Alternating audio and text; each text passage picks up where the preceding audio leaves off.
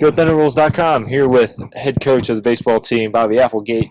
Bobby, you got an off week coming up, but you're coming off of a 1-3 weekend against New Mexico Highlands. Let's talk a little bit about the season so far as we kind of get to regroup this week. Let's start with hitting. Where do you see the team at right now hitting? We've done a great job hitting. We came up short with some clutch hits over here the last couple weekends, but I think overall we've done a good job of being selective. I think where we've kind of got ourselves into trouble is when we got ourselves out of that selection process and just didn't execute and extend some innings where we needed to. And we know we're capable, so we were obviously disappointed with that, but I still feel like we're making some positive strides. We'll talk a little bit more about hitting. Second in the conference in batting average, second in the conference in stolen bases, and you're leading the conference in at bats. So, what has been the kind of approach leading up to this point in the season, and maybe going forward?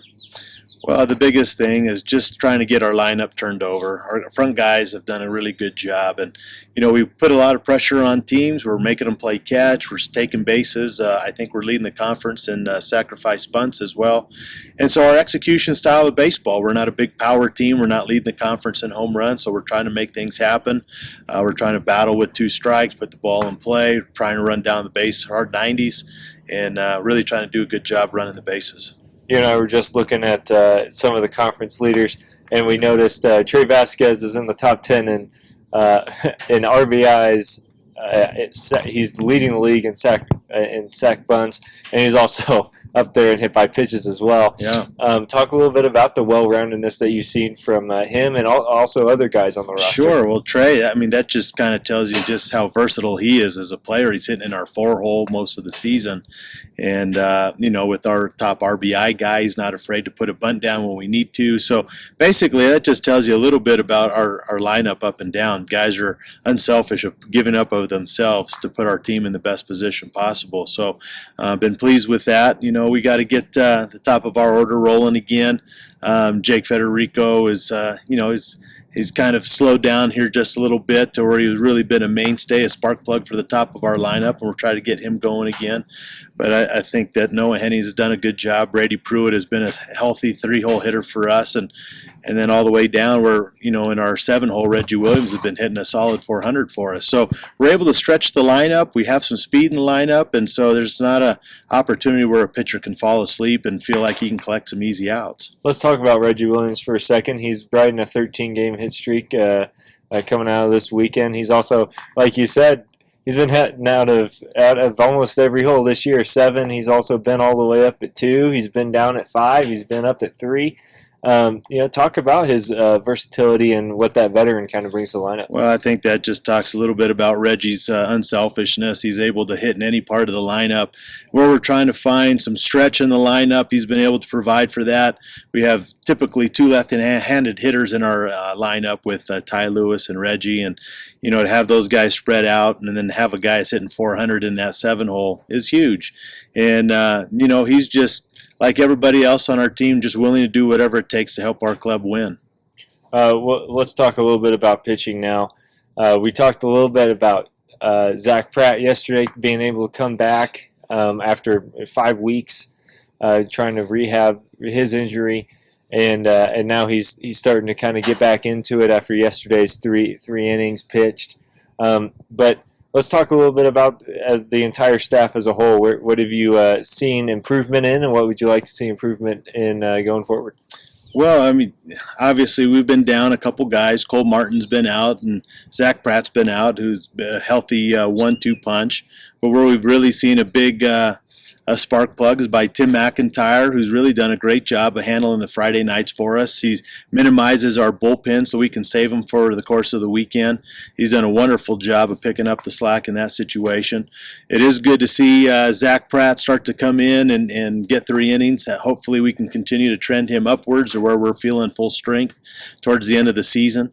And that's kind of where we're hoping to go. Our bullpen, it's kind of been up and down. And Frank Weirman has been a big part as a freshman who's been collecting a lot of big innings for us. He's actually been on the shelf for the last couple of weeks, and we're trying to get him rehabbed, ready to go. So we're really hoping that this weekend off gives us an opportunity to get back on the mend and do what we need to do and make a late push. You have a young pitching staff, but you have also been led this year by Tim McIntyre, 7-0 on the year.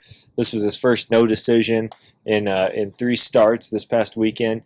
Talk a little bit about his leadership, and then also what you see out of the younger guys, such as Frank Weirman and those guys coming out of the bullpen. Well, I thought Tim did a great job. He wasn't feeling 100%. He was a little under the weather most of the week. And I'll tell you what, we knew we were thin going into the weekend, but he really rose to the challenge, gave us a great 7-inning start for us, and obviously left the game with us in the right position to win, and we just kind of fell apart at the end. And that's kind of where we just got to try to sew up some things. And so we're trying to get it from different places every different week. And it's come from Frank Weirman, it's come from Charlie Williams, come from Dylan Weaver. I believe we have, either 6 saves on the season. So, I mean, we're getting our saves from every place. We don't have one designated closer. We're trying to get them from everybody, depending on who's the hot hand. It's the mystery is who's the hot hand every week.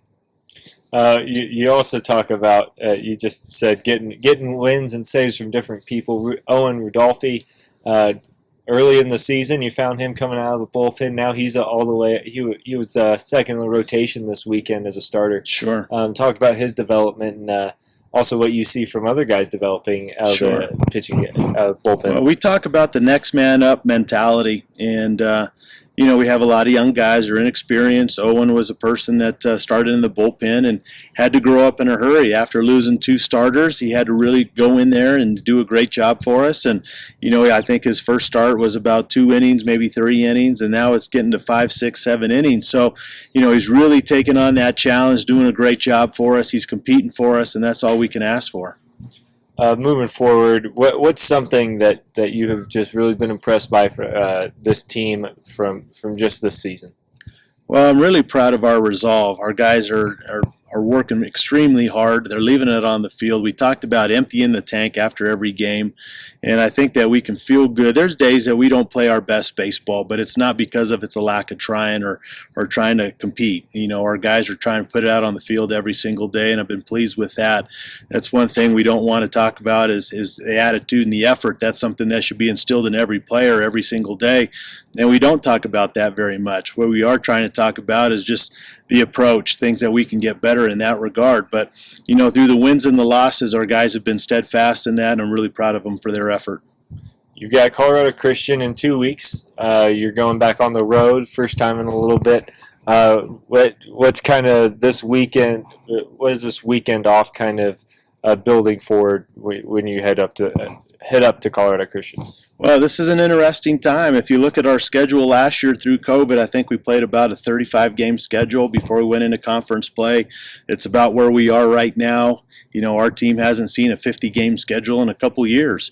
And so right now is probably a great time for us to take a breather, retool some things, some individual work that we're going to address here this week, try to get everybody back on the mend, get to where we're feeling 100%, and hopefully make that late charge as we're hoping to do. And we got to learn how to do it on the road. We know Mesa's, leading the charge in the conference right now, and that's a team that we're going to have to beat, and we're going to have to beat them on the road. So we have to learn how to be comfortable on the road. Hey, Coach Bobby Applegate, coming off of a tough weekend.